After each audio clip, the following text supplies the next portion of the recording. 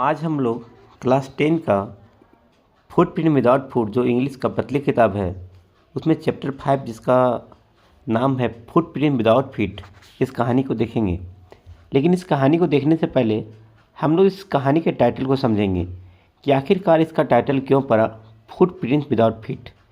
तो फुटप्रिंट्स मतलब होता है पैर का निशान, विदाउट मतलब होता है के बिना, और फीट मतलब होता है पैर, मीन्स पैर के बिना पैर का निशान।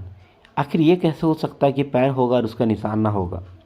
हाँ, ऐसा ही हमारा कहानी है चैप्टर 5 में जिसके नाम पे पतली वाली बुक है। तो ग्रिफिन नाम का एक साइंटिस्ट रहता है जो बहुत ही तेज रहता है और बहुत ही यूँ कहे तो बहुत ही एक्सपीरियंस और बहुत अच्छा रिसर्चर रहता है।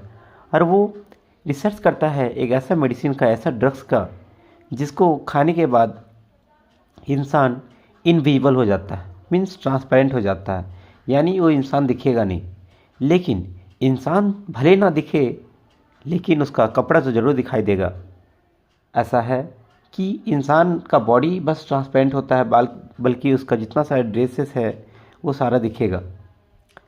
सुनने में तो अजीब लग रहा होगा, लेकिन हम लोग इस कहानी में ऐसे ही कुछ पढ़ेंगे। आइए हम लोग शुरुआत करते हैं।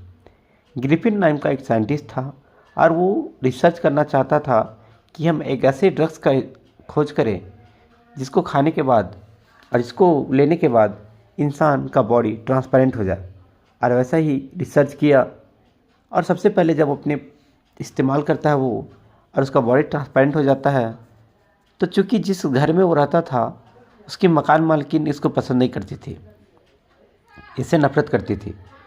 तो वो इसके बदले में उसके घर में आग लगा देता है और वहाँ से भाग जाता है। जैसे वहाँ से भागता है कि रास्ते में उसका पैर कीचड़ में चला जाता है और कीचड़ में जाने के बाद उसका पैर में जो कीचड़ का छाप का निशान आता है वो उसका पैर में लगते रहता है। क्योंकि घर में आग लगा चुका होता है तो कुछ लड़के इसका पीछा भी करते हैं। तो पीछा करते तो ये सारा कपड़ा अपना खोल के फेंक देता है और भागने लगता है। लेकिन पैर में इसका कीचड़ का निशान गया था, इसीलिए लड़के लोग तो भले इसको नहीं देख पा रहे थे लेकिन पैर का निशान देखते हुए आगे बढ़ रहे थे। लेकिन कुछ देर आगे गए तो पैर का निशान ख़त्म हो जाता है, क्योंकि पैर में जो भी भींगा हुआ था वो भींगा हुआ पार्ट ख़त्म हो जाता है। और ये सबसे पहले जाता है लंदन शहर के एक बड़े से मॉल में। चूँकि मॉल बंद होने वाली थी, ठंडा का समय था, इसको बहुत ठंडा लग रहा था, चूँकि इसके पास कपड़े नहीं थे। तो ये अंदर घुस जाता है और जैसे अंदर घुसता है कि मॉल बंद हो चुका होता है, ये रात भर उस मॉल के अंदर में जो रेस्टोरेंट रहता है वहाँ पे खाता पीता है और खा पी के वहाँ से आराम से कपड़ा पहन के सो जाता है। सोचता है कि सुबह उठेंगे और यहाँ से उठ के चले जाएंगे। लेकिन जैसे ही वह वहाँ से निकलना चाहता ही था सुबह में कि उससे पहले मॉल के जो स्टाफ्स हैं वो आ जाते हैं और इसको देख लेते हैं। और जैसे दो स्टाफ इसको देख लेते हैं, इसको दौड़ाना शुरू कर देते हैं, इसको पकड़ना शुरू कर देते हैं और वहाँ से फिर से भाग जाता है और फिर से वो सारा कपड़ा खोल देता है और फिर से वो विदाउट क्लोथ्स एक वांडर हो जाता है। फिर वहाँ से जब दौड़ते दौड़ते ये आगे चल जाता है, क्योंकि जनवरी का समय था, बहुत ही ठंडा लग रहा था, तो वहाँ से जाके वो एक थिएटर कंपनी के पास जाता है जिसका नाम रहता है ड्रूरी लेन। ड्रूरी लेन थिएटर कंपनी में जाता है और वहाँ पे वो जितना भी नकली नोज है, हैट है, ग्लास है, मूछ, दाढ़ी, बाल, एवरीथिंग नकली वो वहाँ से पहन करके आगे आता है। और वहाँ का जो शॉपकीपर रहता है, उस ड्रूरी लेन का जो मालिक रहता है, उसको पीछे से अटैक करता है और उसका सारा पैसा लूट लेता है और वहाँ से चला जाता है। जब वहाँ से जाता है तो वो एक गांव में जाता है जिसका नाम रहता है आइपिंग। तो आइपिंग नाम का एक घर में जाता है, एक होटल में जाता है और वहाँ पे 2 रूम को बुक करता है जिसकी मकान मालिक थी मिसेज हॉल। क्योंकि ठंडा के समय में वहाँ पे बहुत कम ही लोग आते थे, लेकिन जैसे इसको देखती है तो वो सरप्राइज़ हो जाती है और खुशी भी हो जाती है सरप्राइज़ बात का कि ठंडा में आखिर कोई इंसान कैसे आ सकता है। खुशी इस बात का था कि चलो इस ठंडे में भी मेरा कमाई हो जाएगा। उससे पूछती है कि आखिर तुम्हारा फेस का क्या हुआ, कि इस तरह तुम्हारे फेस में इतना बैंडेज क्यों लगे हुए हैं।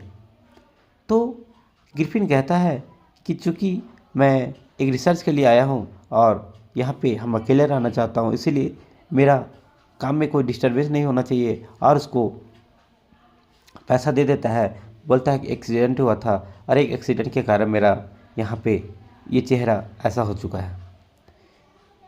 कुछ दिन बीत जाते हैं। ग्रिफिन का जब सारा पैसा ख़त्म हो जाता है तो ग्रिफिन सोचता है कि अब पैसा कहाँ से हम जुगाड़ करें। तो गांव को, उसी गांव में, आइपिंग गांव में ही एक क्लर्जीमैन था जिसका नाम है पादरी। ठीक है, पादरी हम लोग क्लर्जीमैन को बोल सकते हैं। तो पादरी के घर में एक सुबह में पादरी और उसकी पत्नी दोनों को बैठे हुए थे और बात कर रहे थे कि देखता है कि मेरे रूम के लॉकर से कुछ सिक्कों की आवाज़ आ रही है और सिक्का बज रहा है, सिक्का जा रहा है, लेकिन कौन उठा है इसका पता नहीं चल रहा। और जैसे ये चीज़ पता चलता है कि उन लोग गांव में पूरा हल्ला हो जाता है कि मेरे यहाँ चोरी हो रहा है सिक्का, लेकिन यहाँ पे कौन चोरी कर रहा है वो पता नहीं चल रहा है। और जैसे इन लोग जब देखता है कि चलो हम लोग देखते हैं कि आज इतना दिन था कि उसी बीच में इतना दिन था कि ग्रिफिन का हमेशा रूम बंद रहता था, लेकिन आज पहली बार खुला था। तो ग्रिफिन की जो मकान मालकिन थी जिसका नाम है मिसेज हॉल, तो मिस्टर हॉल और मिसेज हॉल जैसे इसका रूम आते हैं तो कुछ एक्स्ट्रा ऑर्डिनरी वहाँ पे इसका रूम में देखते हैं। इसलिए देखते हैं कि सारे जैसे अंदर जाते हैं और देखते हैं कि जैसे अंदर उसके रूम के अंदर आते हैं कि सारा उसका जितना सारा सामान है वो उस पर अटैक करने लगते हैं। और जैसे अटैक करने लगते हैं तो ये लोग डर जाते हैं। इन लोग लगता है कि आज ऐसा क्या हुआ कि मेरा घर का चेयर, मेरा घर का जितना सारा फर्नीचर से सामान है वो हम पे ही अटैक क्यों कर रहा है। एक्चुअली वहाँ पे अटैक कर रहा था ग्रिफिन ही। अब यहाँ पे दोबारा जब इन लोग नीचे आते हैं तब तक पूरा पता चल जाता है और बुलाया जाता है कांस्टेबल को कि अरेस्ट कर लिया जाए। और जैसे ही इसको अरेस्ट करने के लिए आता है कांस्टेबल, तो कांस्टेबल तो इसको अरेस्ट करना चाहता ही है कि ये बोलता है तुम कौन हो तो अपना सच्चाई बता दो। इसका घर वाले जब इसको